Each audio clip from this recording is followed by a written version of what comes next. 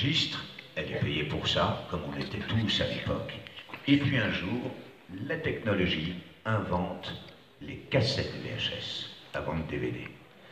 Et là, ils sortent des cassettes, des cassettes, des cassettes, et ils en vendent des milliers à chaque Noël, de Blanche-Neige et d'autres trucs qu'elle avait enregistrés. Elle touchait pas un centime. Et elle dit à un moment, elle dit, mais attendez, c'est totalement injuste. Quand un chanteur qui n'est qu'interprète, quand des disques sont vendus, il touche quelque chose. Vous êtes en train de me dire que vous gagnez énormément d'argent sur mon dos en exploitant ma voix. Et Walt Disney lui répond, bah oui, mais on n'a pas à vous payer. Et Lucie Delaine fait, d'accord, et ben dans ce cas, vous n'utilisez pas ma voix. Bien évidemment, tu parles que Walt Disney, ils ont des avocats et trucs, sauf que elle prend un avocat, elle porte plainte, il y a un procès qui dure 1 an, et elle gagne. Donc ça fait jurisprudence, et là, toute la profession s'engage en disant, non, nous ne sommes pas d'accord que vous exploitiez des choses que nous avons faites sans gagner le moindre centime. Il y a eu 3 mois et demi de grève où on a gagné, ben, je peux vous dire, tiens, allez, je vais vous donner un exemple tout bête. Quand j'enregistre, il y en a qui connaissent Bones, cette série, voilà. Quand j'enregistrais Bones, on est payé à la ligne, ok? Sur 3 épisodes, à peu près, je devais gagner dans les 1500, 1700 euros que j'enregistrais en 3-4 jours. Il y avait 24 épisodes par an, hein, c'est pas donc... alors on va dire, oui, c'est pas mal d'argent gagné en 3 jours, c'est clair. Sauf qu'il y a 24 épisodes par an, et 3 épisodes représentaient ça. Et donc sur 1500, 1700 euros, j'avais à peu près 150 euros de droits, c'est ce qu'on a obtenu au bout de 3 mois de grève, de droits pour 30 ans. C'est-à-dire pendant 30 ans, ils nous filent 170 balles et pendant 30 ans, ils peuvent vendre ça, faire des DVD, des copies, des trucs, donc on fait, ok, mon nom, moi, gagner ça, mais c'est rien du tout. Quand on voit par rapport aux chanteurs qui ne sont qu'interprètes, c'est rien du tout. Mais bon, c'est comme ça. C'est une petite victoire en quelque sorte. Mais c'est ça aussi qui fait avancer le milieu du doublage, tout ça, et comme la chanson finalement. Oui, oui, oui, oui, je pense qu'on... de toute façon, peu importe, il y a tellement de milliers de façons de s'exprimer, que ce soit avec la voix pour un comédien, que ce soit avec un crayon pour un dessinateur, avec un pinceau pour un peintre, ou avec un maillet et un burin pour un sculpteur. Voilà, ce qui est intéressant, c'est ce que je dis toujours, quand les gens, je dis oui, alors on a des métiers... quand ça marche et qu'on a plusieurs trucs en même temps, on fait wow, c'est chouette, on gagne raisonnablement notre vie. Oui. Et j'ai puis après, on peut rester 2, 3, 4, 5 mois sans rien du tout. Et là, c'est en fait, oh merde. Bon, j'avais un petit peu d'argent de côté. Là, ça fait 4 mois que je bosse plus, mais là, j'ai plus d'argent de côté. Donc voilà, il y a toujours cette angoisse, contrairement à quelqu'un qui a un métier où il y a un salaire mensuel. Nous, il faut toujours. Qu'on compose. Moi, cette année-là, et pour la première fois, je suis heureux de vieillir, car j'entre dans son rang, celui des retraités. À la fin du mois d'octobre, là, pour la première fois de ma vie, je vais toucher ma retraite. Et là, je fais, automatiquement, c'est moins angoissant. Je ne serai pas milliardaire, mais je sais que je pourrais payer mon loyer, mon électricité et bouffer. Et que ce que je ferai en plus sera du plus. Je vais me dire, bah tiens, ça va améliorer le quotidien. Donc là, c'est merveilleux. Mais toutes les années d'avant, je me souviens, j'ai vécu, ça a très bien marché de 10 à 20 ans. J'ai très bien gagné ma vie. De 20 à 30, à la ramasse. Et là, je me retrouve chambre de bonne, les toilettes au fond du palais. Et là, je fais, mince, je vais couler. J'ai 30 ans. Je n'ai fait que ça, donc si je demande un boulot, n'importe quoi, on va dire, monsieur, vous n'avez pas fait des études pour les trucs, les conservatoires, tout ça, personne n'en a rien à foutre. Je me fais, mais ça va être terrible. Et puis là, coup de bol, mon métier redémarre, quoi, coup de chance. Mais j'en ai connu, il en a connu, pour qui ça n'a jamais redémarré. Et certains même qui ont été des stars de l'image au cinéma ou des trucs, et qui, du jour au lendemain, ont disparu. C'est vrai que tous ces métiers artistiques, faut être un peu solide dans la tête, ou un peu fada. Je pense qu'on est plus ça, tous les deux, on est plus un peu fada. Les fada, comme ils disent dans le midi. Oh, fada! Applaudissements. Tu as très bien analysé.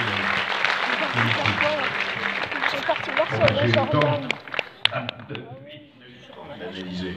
Ah oui. Maintenant que vous avez eu donc des réponses très complètes, et on vous remercie Patrick et Philippe pour ces réponses, qui aurait une question à poser, du coup, à Philippe ou Patrick? Ça va? Faites-nous un petit kamehameha, s'il vous plaît. Je sais pas ce que c'est. Ça sera à la fin, là. Ça sera la fin. C'est vrai. Peut-être. C'est pas une question, c'est pour conclure. C'est une réponse. Qui d'autre? On va passer le micro. N'hésitez pas, hein. Quel a été votre rôle préféré? On nous pose souvent cette question. Alors, je vais te dire, là, je pense qu'on va te répondre de façon unanime avec Philippe. Il n'y en a pas eu un, il y en a eu plusieurs. Vous voyez, plusieurs choses, que ce soit au théâtre, ou en tournant à la télé, au cinéma, ou en faisant du doublage, qui m'ont plu.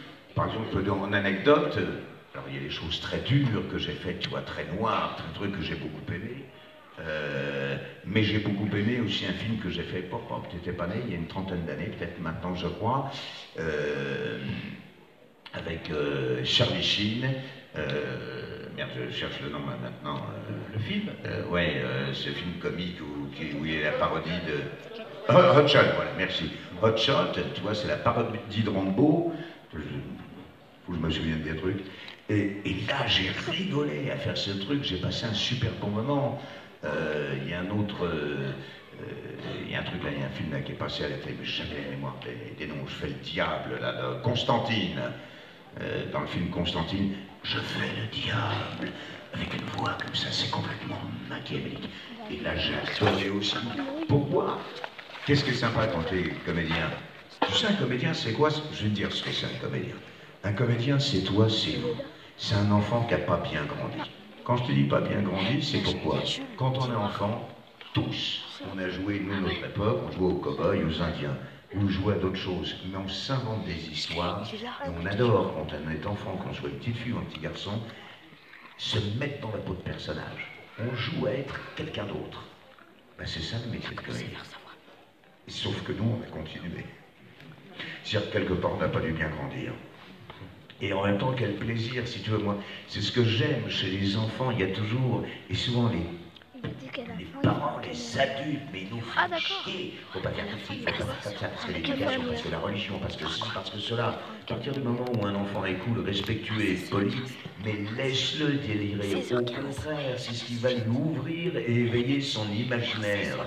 Moi, il n'y avait pas dans ma famille, mais ma génération, ce qui n'existe plus vraiment dans la vôtre, à l'époque, il y a plusieurs anciens qui peuvent le confirmer, c'était on ne parle pas à table. Pardon, on ne parle pas à table? Mais c'est le seul moment à l'époque où tu pouvais retrouver tes parents. Dans la journée, ils étaient au travail, toi tu étais à l'école, tu ne pouvais pas parler avec tes parents. Donc, on ne parle pas à table. Tu avais le monde des adultes et le monde des enfants. Ça ne se mélangeait pas. C'est stupide. Un enfant, c'est quoi? C'est curieux, ça veut apprendre, ça veut découvrir la vie. Et la curiosité, ça fait quoi? Ben, ça donne de la culture. Parce que si on est curieux, on apprend. Si on n'est pas curieux, on n'apprend rien, on reste débile. En tout cas, je ne sais pas si on ne parle pas à table avec Patrick, mais tout à l'heure, on a déjeuné ensemble, je sais qu'il s'est rattrapé, en tout cas. Oui, c'est vrai que je parle beaucoup. J'ai, comment dire, ça doit s'appeler la diarrhée verbale. Cela dit, mon Philippe, il aime bien aussi, hein, il me taquine là, Oui, mais il aime beaucoup. La diarrhée verbale! La discussion, le truc, c'est l'échange. C'est l'échange, et ce qui est intéressant dans la vie, c'est d'échanger. Mais bien sûr, surtout que personne n'est pareil, c'est ça. C'est très très intéressant d'écouter quelqu'un surtout quand on fait le même métier, qui a des parcours différents, c'est ça qui est formidable, justement. Parce qu'on est d'accord pour 95% des choses, mais le 5%, là, bien pourquoi il n'a pas fait ici, pourquoi il a... C'est ça qui est formidable, voilà. Oui, ce qui est formidable, c'est la différence. C'est un sujet en ce moment. Allez, d'autres questions. D'autres questions. Allez, d'autres questions. Alors. Ah. À qui? Quel conseil vous pourrez donner pour ceux qui veulent faire du doublage plus tard? Alors déjà, je te dirais, je ne donnerai jamais de conseil à quelqu'un qui veut faire du doublage plus tard. Pourquoi? Parce que le doublage n'est qu'une des cordes à l'arc que nous avons. Je donnerai des conseils à toi, à quiconque qui veut devenir comédien ou comédienne. Donc, comment faire, comment débuter, éviter des erreurs. Là oui, mais pour faire du doublage, non. Il y a plein de jeunes, on en rencontre tout le temps, je rêverais de faire du doublage. Non, rêve de devenir comédien ou comédienne parce que ça n'existe pas des gens qui font du doublage. C'est comme si tu me disais par exemple, je voudrais